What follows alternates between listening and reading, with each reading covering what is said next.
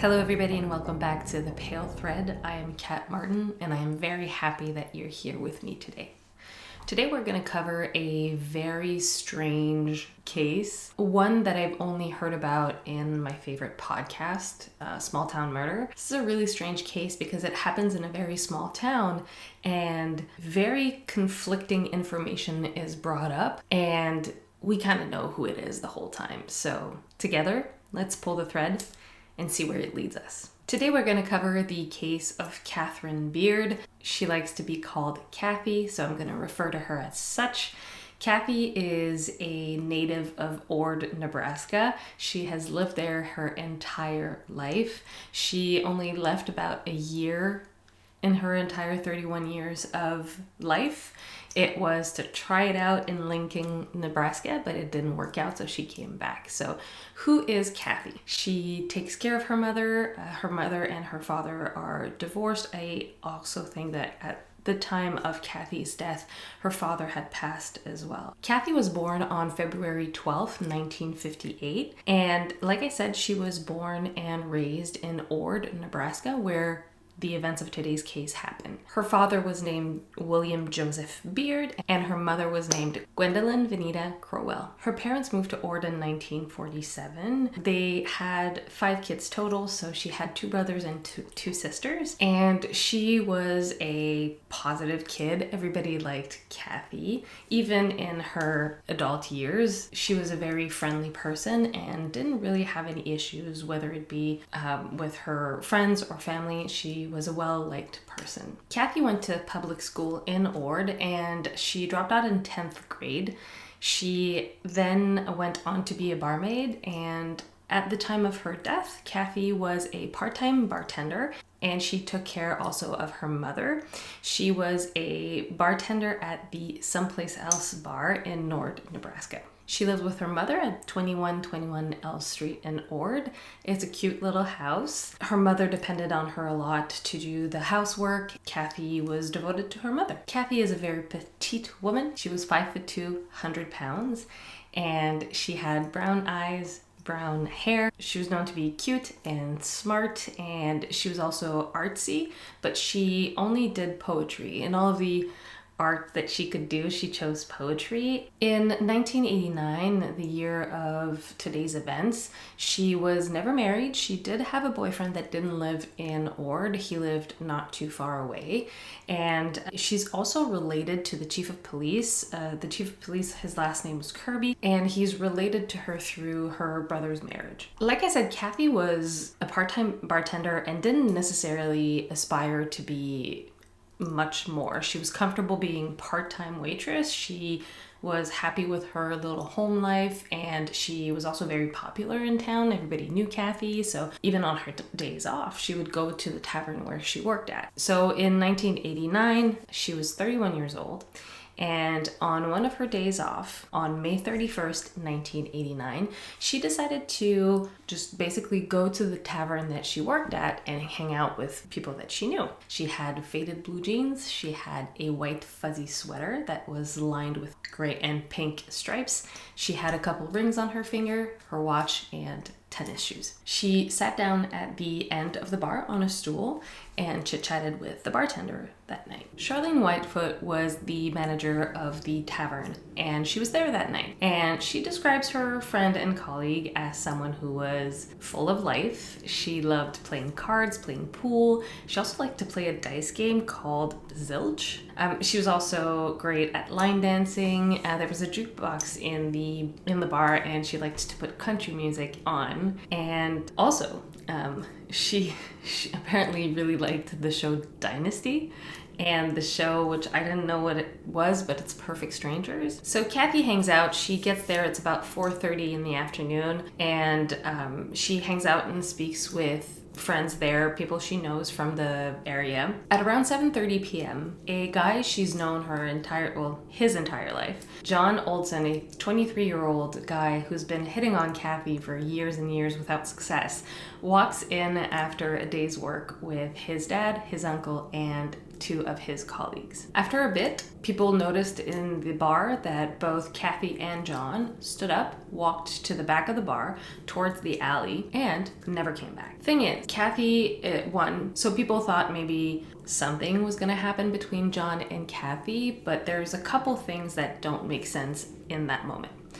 First of all, Cathy has always rejected John's advances. So what's different during that night? Second of all, she has a boyfriend. So not only has she never been interested in John, but she has another excuse or reason to reject him again. Third of all, she leaves her keys, her cigarettes, and her coat at the bar. So it sounds as if she was just basically standing up and leaving for a couple minutes and planning to come back. If she was even planning on leaving for more than 15-20 minutes, she would have brought at least a coat, her cigarettes, something, but nothing. And she just never came back. John and his crew drove into the bar with John's father's truck. So now his dad, his uncle, and his two colleagues are wondering, where's John? And then when they go look for him, they realize that the truck isn't there. So they have to walk back to John Olson's home. Now the distance between the bar and the Olson's home is about 15 minutes, okay? So between the time that Cathy and John got up, went to the back, took the guys about half an hour to wonder, where's John? They looked outside, the truck was gone, and then it took them 15 minutes to walk back to Olson's home. When they got there, it was only one of the crew members and John Olson's dad who walked up, and John Olson was walking outside of the house and just looked like he had taken a shower. So his hair was wet and he looked freshly washed. So the guys are like, where were you? And he was like, oh, I just, I was upset, so I left the bar. Now back at the bar, the night goes on and Cathy never comes back.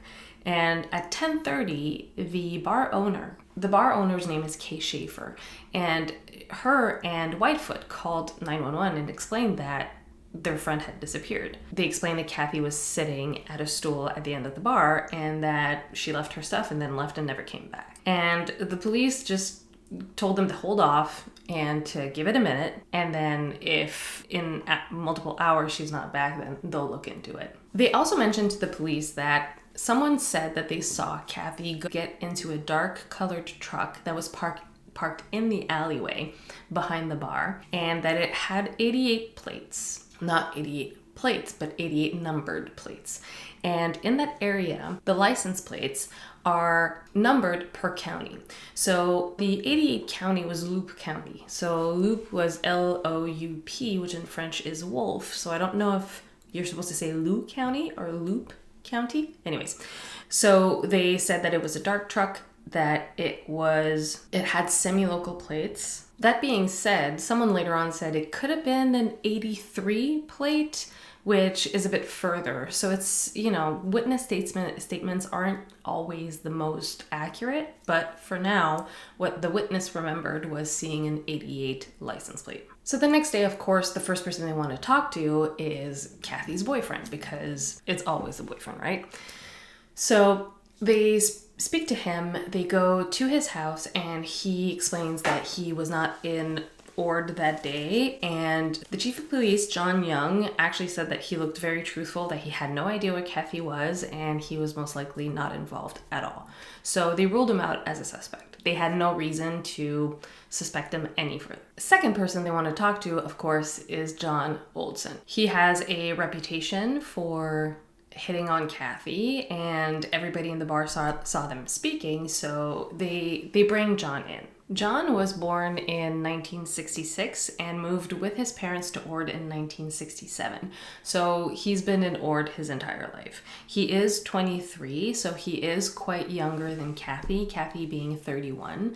I do have to say Cathy looks pretty young for her age. The fact that she's very petite kind of helps with the youth look. His father was named Dick Olson, and his mother is Ann Olson. His parents divorced when he was younger, and his mom moved to Reno. She got custody of John when he was younger, but he didn't like his mother, so he preferred going to a boys' school instead of going with his mother to Reno. So he went to St. Francis Boys' School, and he stayed there from October 82 to June 83, and he then graduated public high school in 84. He's a big guy. He's 6'3" and he's 210 pounds. So basically he's twice Cathy's size. So he's not a problem when he was a kid. He's not pinned as a problematic child. He just gets diagnosed as socially regressed and dysfunctional. He's not necessarily violent or anything. He's just dysfunctional. He's a bit behind other kids when it comes to learning and also learning social cues and things like that. In April of 86, he goes into the army and stays only about a year or so. He did spend a lot of time, he says, in the seedy area of Fort Ord, California, because that's where he was sent, which is kind of ironic that he would be from Ord, and also I've never heard a town named Ord, and now he's sent to Fort Ord in California. And he said that, the fact that he spent a lot of time in the seedy areas of Fort Ord didn't help him, but he was honorably discharged after he tore a ligament in his knee and had a hard time recovering. So, he wasn't deemed as much help in the army at that point. So he moved back to Ord. When he got out of the army in 89, he started working with his father and his uncle in a construction company. And like I said, on the day of Cathy's disappearance, he was working with his uncle, his dad, and two other guys. The two other guys are named Lawrence Kittinger and Dale Hops, and they are bricklayers. So on that day, they were working on an older couple's house, and they were doing a project. For some reason, I think it's Kittinger that said that it was a 2 to 3 day project. And then when they spoke to the owner of the house where the project was being done, he said that it was a multiple week thing. He also said that the project started on May 29th, and that, like I just said, that it was a couple weeks project. When they were done with their work day, they went to the bar, and that's where they met with Cathy. Hops and Kittinger not only confirmed that when they got there at 5 o'clock that they did see Cathy, not only that, but they said that the second that John saw Cathy, that he basically beelined for her. So he didn't wait, he didn't play cool for half an hour and then went to see Cathy. He got to the bar, saw Cathy, and went straight to her. Some witnesses say that not only did they speak at the end of the bar at the stool where she was sitting, but there's also, like I said, a jukebox and there was also a pool table. And some witnesses say that they saw Olson and Beard speak very closely, that they were standing very close to each other, to the point where at some point Olson actually had an arm either around her neck or her arm or something. So they were physically touching. And no one said that Cathy looked uncomfortable about that. And then John, what he did was he came back to his father, asked for the keys, and left with his father's keys in his hands, and then walked away with Cathy. Some say it was around 6:30, some say it was around 7:30, but like I said, witness statements sometimes are a little blurry, especially if you're in a bar and people are consuming alcohol. Cathy also left just another proof that Cathy had the intention of coming back. She left a half-drunk drink at the bar next to her keys and cigarettes and whatnot. So right now the laws are kind of strict with you can't bring alcohol into the street or whatnot. But back then, no one would have been against her taking her drink and going into the alley if she wanted to just, I don't know if they were planning on smoking pot. I don't know if what they were planning on doing, but she went willingly. So I do think that she just basically thought she was going for 5 minutes and was going to come back. Her sister also checked her room that night and said that there was nothing out of place. So she didn't come back, grab some clothes, grab a bag. Her room was untouched. So now on the timeline of what happened, at 10:30, the people at the bar realized that she still hasn't come back to get her stuff. At 10:30, they do call the Olson home because they know that he was with her in the last times that they saw her. And when they call John, John says, it's 10:30 that time, okay? 10:30. He got out of the shower when his father got home at 7:30-ish, 7:45. And now the bar owner's calling John, and he's like, I don't know, I'm in the bath. I have no idea where Cathy is. So that's when they got worried enough to call the police. That evening also, the owner of the home that was being worked on by the Olsen family and others called the Olsen home to discuss a kind of an issue that there was with the work that they did. And he says that he doesn't remember exactly if it was the 31st, but he remembers that he called around 6:37 because that's when he got home, saw what the issue was, and then called the Olsen home. And he remembers connecting with John at that moment. So that kind of works with the timeline. Because when Olsen and Kittinger came back to the home and saw John get out of the house, he asked, did you get lucky? And he said, quote, no, two guys hustled her away from me in a pickup and left.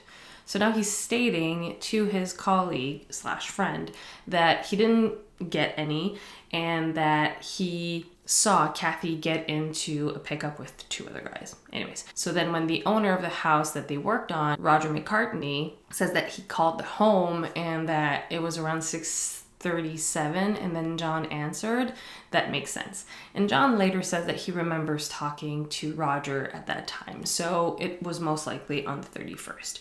So if you put that kind of in a timeline, that would give John only about 45 minutes to take Cathy away from her stool at the bar, take her to the truck, murder her if that's what happened, and then get home, clean up, and then get out of the house by the time that his father and Kittinger came back.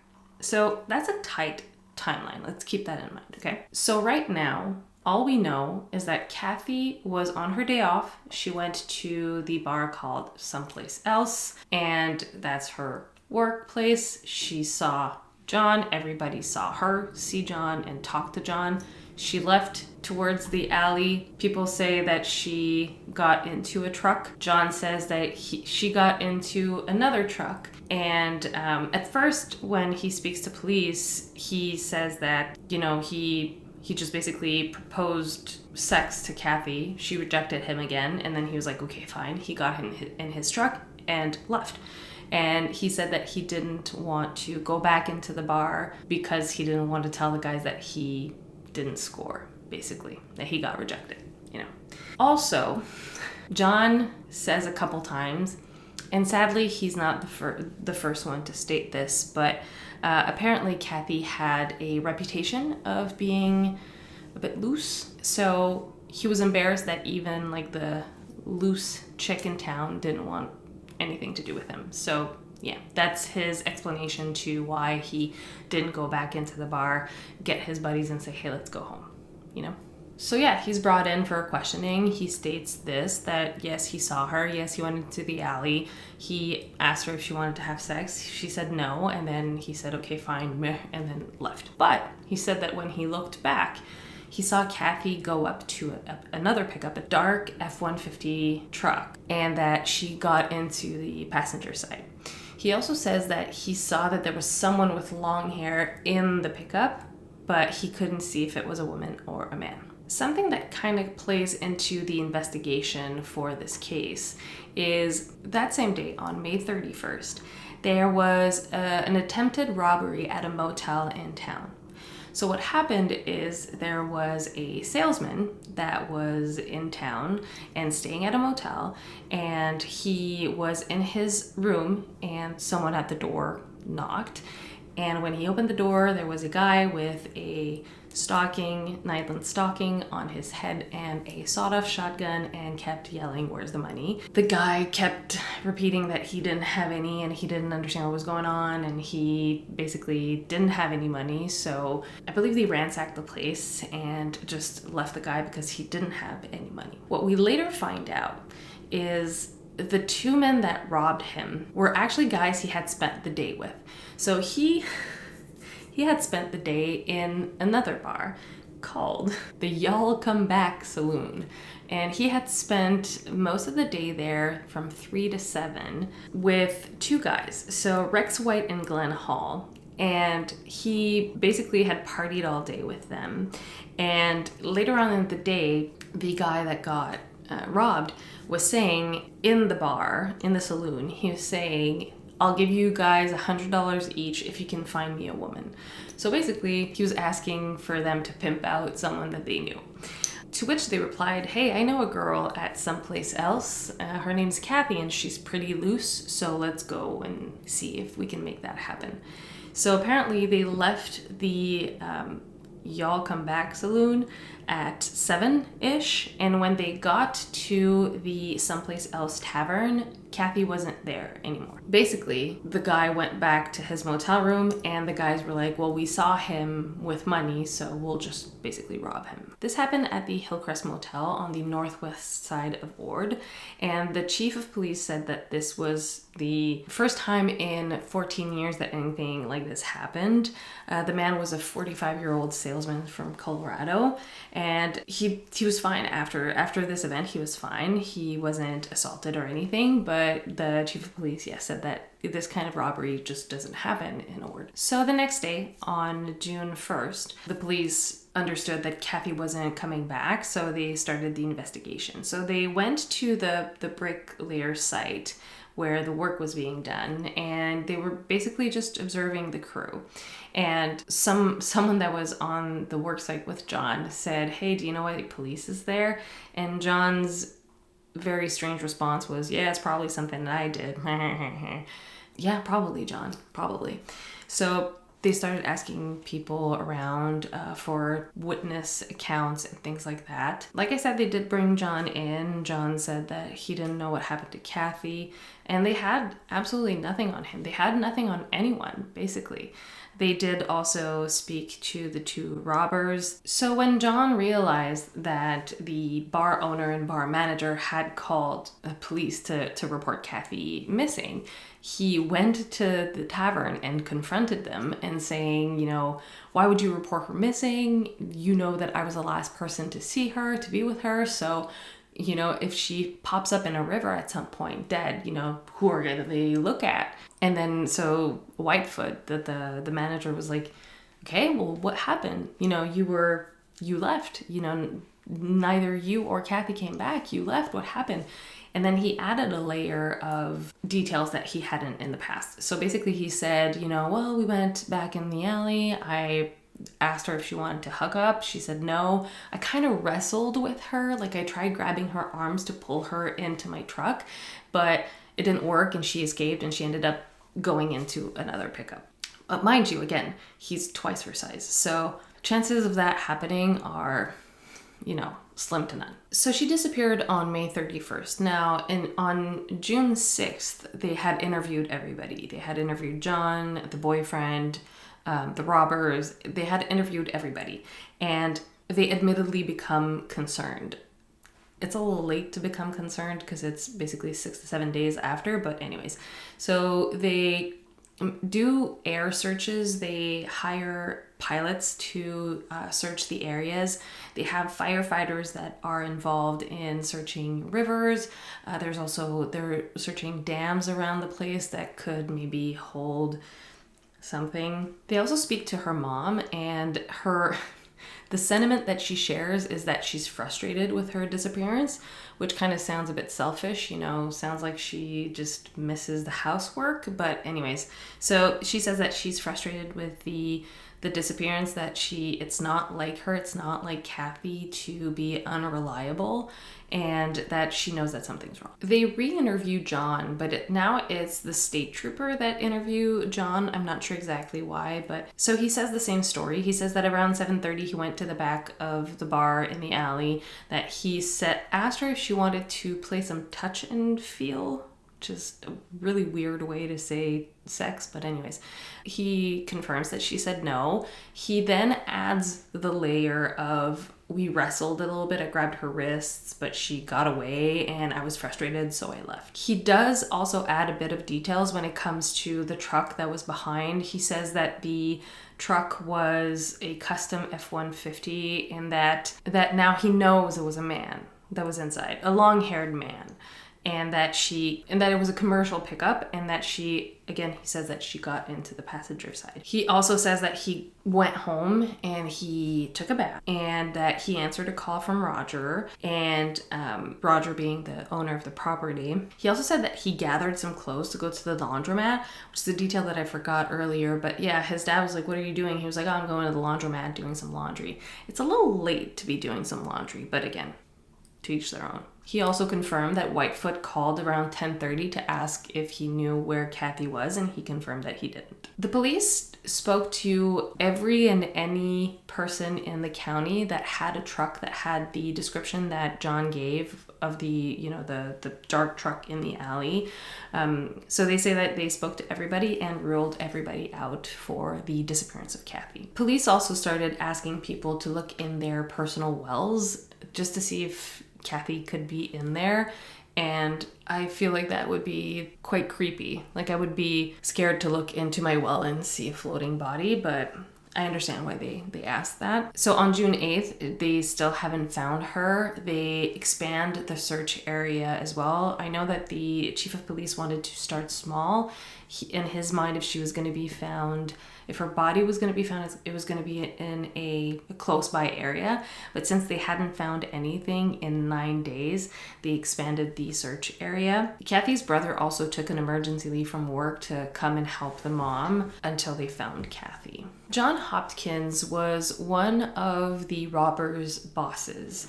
He was Rex White's boss. He was at home one night and his girlfriend walked in and he was sobbing. And when she asked what was wrong, he said that he thinks that Rex did it because Rex had said to him, I quote, "I know where she is. I can show you where she's at.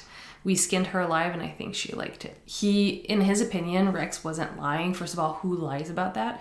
And second of all, he said that it was very convincing the way that he said it. And he was convinced that Cathy was somewhere out there. He felt really horrible for that. Rex had told Hopkins that he basically had buried her under a restroom project at the edge of the city. And so when him and his girlfriend went to that site that Rex was talking about, they got there and didn't find anything technically, but they found a big bag of lime that was missing, which is never good in a disappearance case because lime is usually used to disintegrate bodies.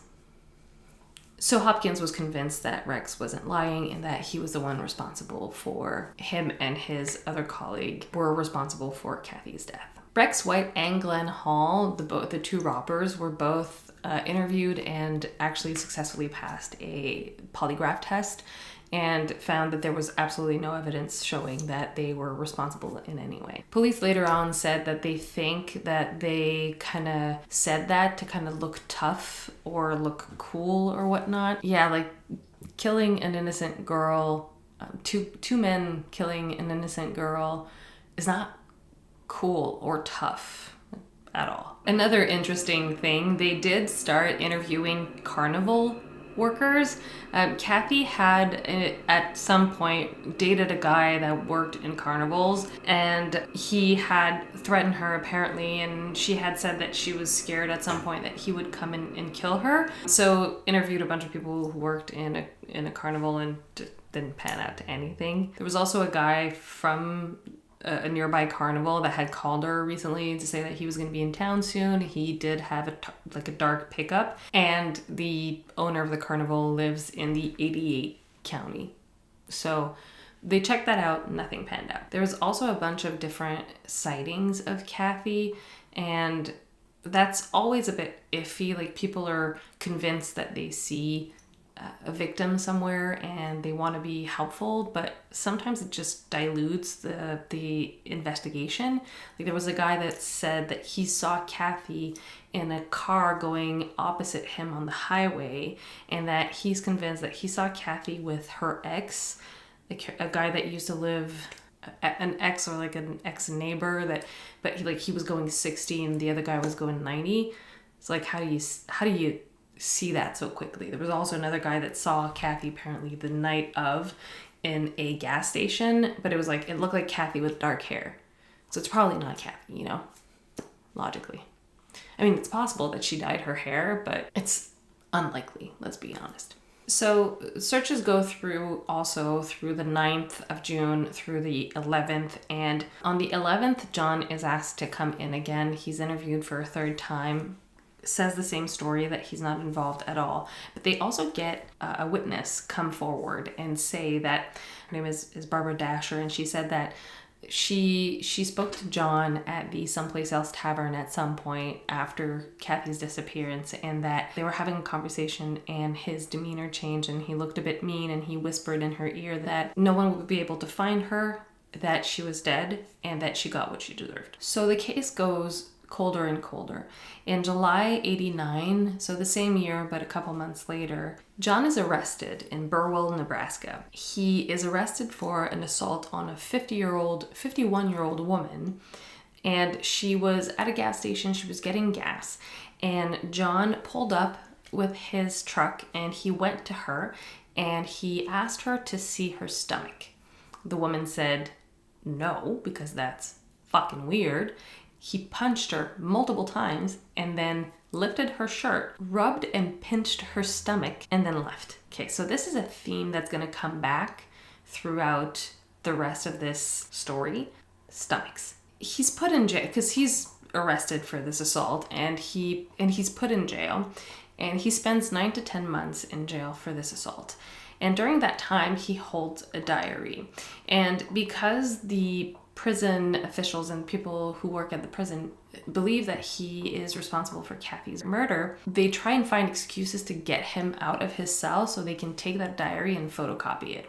Just spoiler, they don't find anything about Cathy other than the fact that he repeats that he's innocent and that he can't wait to be ruled out as a suspect, because he says that they can't have anything on him because he didn't do anything.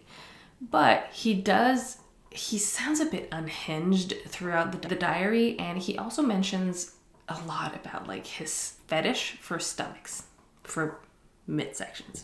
It's the first time I hear about that. During his stay in jail, he does speak to the press a little bit. He talks about, he rants on a little bit, but he addresses the accusations about Cathy's disappearance. And he says that the reason why he left and didn't tell anybody is that he was embarrassed that he, quote, finally he had reached the bottom of the barrel and what the hell, we'll try Cathy. And even the town floozy didn't want anything to do with him, so he was embarrassed. I know I stated that before, but he even said that to the press, so he's a delight. Someone asked him if he had a fetish for stomachs, and he said that it was indeed his favorite part of the female body. And like I said, in his diary, the fetish called alvinolagnia, and throughout, so this is important, he states experiences that he's had with women, sex, stomachs, as early as 13. So he rates and describes his adventures. Like, he often uses just initials to kind of rate the person, saying, Cathy Beard would be CB, and then rate the experience. And he does state CB in there, but that could be anything, He also states an experience with another Cathy, but most likely is not Cathy Beard, because they never did anything together. So this is important that he states his previous sexual experiences. Because of his diary and the fact that it was shared with police, they were able to get a search warrant for his belongings. He had already been in jail for a bit, and so they searched his house, his truck, anything, and they didn't find any evidence. Nothing about a crime, no blood, no DNA, whatnot. There was nothing in his home or his car. In May 1990, they also re-interview again the robbers, thinking maybe they did it and it was coincidence that they passed the polygraph, but no, they pass it again. And Olson decides that he is going to lawyer up and he is not taking a polygraph. John is released on August 1990, and people are still looking for Cathy at that time. There's still searches by plane that are happening once in a while. They request the help of hunters. They ask for vigilance as they go into fields, and there's also $1,000 reward that is put up for any information regarding Cathy's disappearance. At that time, Whitefoot, her colleague, is still hopeful, even though it's been a year. But by 1992, kind of people took for granted that Cathy was no longer with us, or at least she wasn't coming back anytime soon. And it so happens that a woman and her 3 kids are doing some cleanup of their property. It is known as Party Hill. Her property is used for a lot of local parties. A lot of young people go there to drink and party and whatnot. So her property is called Party Hill, and she is cleaning it up with her 3 kids, and the 3 kids stumble upon a half-buried skull.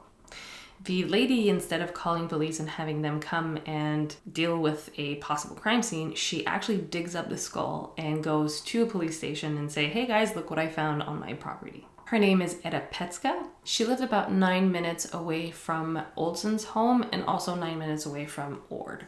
So you gotta keep in mind the timeline thing, where if he's responsible for this, he needs to leave the bar with Cathy, kill her, and then go from that site and then to his home, then take a bath, and then pick up his clothes, get out of the house, and meet his dad at the door.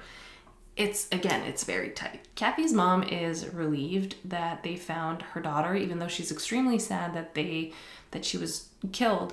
She at least has somewhat of a relief that they can lay her to rest, but they weren't allowed to do so for another 10 months because they did need to do an investigation on her remains. Because it wasn't too far from a road, someone could have speculated that it could have been a road accident. Someone could have hit her with their car, but the pathologist that examined her body says that although she does have some trauma that could fit with a car accident, she also has some stabbing wounds. So her bones show signs of stabbing. And another telling thing is, not too far from her body, they found her shirt that was buried, and it had the stomach cut out. So it was a shirt, and then someone cut out the portion where you could see the stomach. And if that doesn't ring a bell, you haven't been listening. A memorial for Cathy was held in 1993. Like I said, it was 10 months after they found the remains because they did need to keep it as evidence. Over 200 people showed up, so that kind of tells you how that story and that woman kind of impacted the area. Everybody knew Cathy. I think it kind of dimmed everybody's light for a while to know that something so sinister could happen in a small town. Olson got married at some point with a girl named Minnie. They also eventually had a child together, but Barbara, the witness that said that John had said that, Cathy had gotten what she deserved, Barbara also said that when Olson had threatened her to say that if she said anything further, that she could find herself in the same position as Cathy. Minnie's friend also said that when the remains were found, she was with Minnie and Olson, and that when Olson said that they had found the remains, they both suggested that they should go to the site and see it. That friend said that she was quite uncomfortable with that, but she rode with them in the car, and at some point they seemed to be discussing something through sign language, which Minnie was fluent in, but not John. So anyways, and apparently John was very nervous the whole time that they were driving there, and that was a strange situation. Now, John went a little too far when he spoke to the press about Cathy's case because he got a little too confident. He went ahead and said that it was impossible for him to have done this sexually motivated crime because until he had met Minnie, he was a virgin, which goes against what he said in his diaries. And because he stated that openly, that made it admissible in court. That made his diary admissible in court when he was arrested and charged with Cathy's murder. Sadly, they still hadn't gathered enough evidence against John to actually arrest him. In 1999, they were still having quarterly meetings with the state troopers trying to figure out if they could think about a new strategy or if anyone had found anything, but the case was still cold. In 98, Olson is arrested for intentional child abuse, and he's arrested again in 2005 and serves for the same thing, for child abuse. And he serves 2 years for sticking needles into his stepchildren's stomachs. Of course, they were allowed to search the premises, and when they did, they found pornographic images of children with sharp objects drawn on their stomachs. Sadly, in 2004, Cathy's mom passes, and what is sad is that she didn't get to see any justice for her daughter. In 2008, almost 20 years later, they put Cathy's face on a deck of playing cards so that they could give them to state prisons and inmates could play with them. And I've seen this in the past where it works, where someone kind of knows something and just seeing the face or hearing the name or whatnot, they can get some information from inmates. In 2010, Minnie does an interview with the police, and she is now Olson's ex-wife, and she confirms basically that Olson had confessed that he had tried getting it on with Cathy and she had pushed him away. She had said no, and that there was a slight struggle, and that's about it. I don't want to get too into the conflicting statements of the people that were at the bar that night because it gets confusing. Some people say that they saw the truck that John is talking about, and some say, oh, maybe I invented this, or some say that it might be because they were scared of John that they went along with his story. So I don't want to dig too much into that. There was a guy named Jerome that was completely confused. Like, he went back and forth, and it's been 20 years too. So if he was interviewed in 89 and then in 2011, it's kind of normal that his memory is foggy, and he could have been lying then and then not be lying now and thinks that what he knew in the past was right but wasn't. So it's too murky to state anything, in my opinion. In January 2012, Olson is arrested for the murder of Cathy Beard, and he spoke with Minnie on the phone a couple of times, and of course they're recorded and listened to, and in some of the conversations he states to Minnie that if they do look at his truck, they might find Cathy's DNA on it. To which she answers, how? Like, how could that happen if you say that she didn't step into your pickup? And then he says, oh, well, maybe at some point she bumped her head and maybe that's what happened. And if they find mixed DNA, it could be from just me trying to like grab her wrists. And she knows it doesn't make sense, right? We all know it doesn't make sense. But they never actually find anything. So they don't have any proof. So I'm surprised that he was even arrested, but anyways. So once his trial comes up, the defense had a pretty solid case, in my opinion. So it's a very convoluted story that they have as a defense, but it sort of stands. So apparently, prior to his trial, John at his home received some torn up pages from what they call the Sex Ranch Diary. Basically, in that diary, it's supposedly, possibly, an ex-employee of a ranch owned by a couple, and the person in those pages states that there was a disappearance of 3 different women plus Cathy's that were a result of that couple abducting women and using them and then killing them and then burying them in their yard. The ranch is called the Bacchus Ranch, I think, and the woman of the couple called Jean Bacchus says that she has no idea what this is about, that she's never abducted, sexually used any women and then killed the women and buried them in their yard. But at this time, Jean is 88, So maybe she just forgot, or maybe that never happened, and maybe someone's just trying to blame the Bacchus for the murder of Cathy and also the disappearance of 3 actual women who disappeared. There are some facts in those diaries that are correct and that do fit, but it wasn't concrete enough for the judge to allow it in court, so it wasn't even presented. I think the defense brought it up, but they couldn't show the diary. So of course the jury didn't take it very seriously, and because of all of the rest of the evidence against John, that was a lot more plausible, even though it was all circumstantial. Like I said, the Olsen diary was allowed in court, and the fact that he, first of all, had such a fascination for stomachs, that was brought up.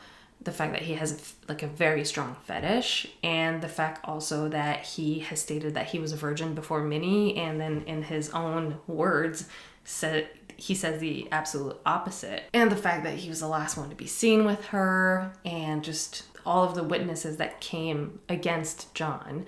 Well, he was found guilty of second-degree murder, and he was sentenced to life in prison. The whole thing was, the ranch theory, the sex ranch theory. They investigated it and they spoke to people, and yes, it looked sketchy, and there were some things that kind of looked eerie or suspicious, but it was never enough to justify Cathy disappearing from that bar and ended up on that ranch. That doesn't make sense. To this day, John continues to serve his sentence at the Tecumseh State Correctional Institute. Catherine was buried next to her mother's grave, and she to this day is sorely missed. She was clearly a big part of that small community, and she was ripped away from it. I'm not sure. He most likely did it. Let's be honest. He most likely did it. But I don't know if they had enough evidence. I'm not 100% sure I would have said guilty if, just by reasonable doubt, you have to, yes, it makes sense that it's him and he's sketchy and whatever, but the timeline was very, very short. The fact that no one saw them together leave the tavern. A lot of people saw that second truck. A lot of people corroborated the second truck theory. He maintained his innocence the whole time, other than some witnesses that say that he said the contrary. But again, how reliable are, witnesses? Anyways, I hope that whomever is left in Cathy's family celebrates her and remembers her the way she deserves to be remembered. And I hope that everybody is happy with the verdict. And I hope that John, first of all, I hope that he's the one who did it, because he's the one spending time in jail for it. But yeah, it's all quite unfortunate. And I looked it up. I don't think that the Someplace Else Tavern is still open. I looked at it and looked to be replaced by another bar. I thank you for spending this time with me and listening to Catherine's story, and I hope she's resting easy. I hope you see me in the next video, and I hope that I get to interact with you in the comments below. And until next time, stay curious and stay safe. Bye.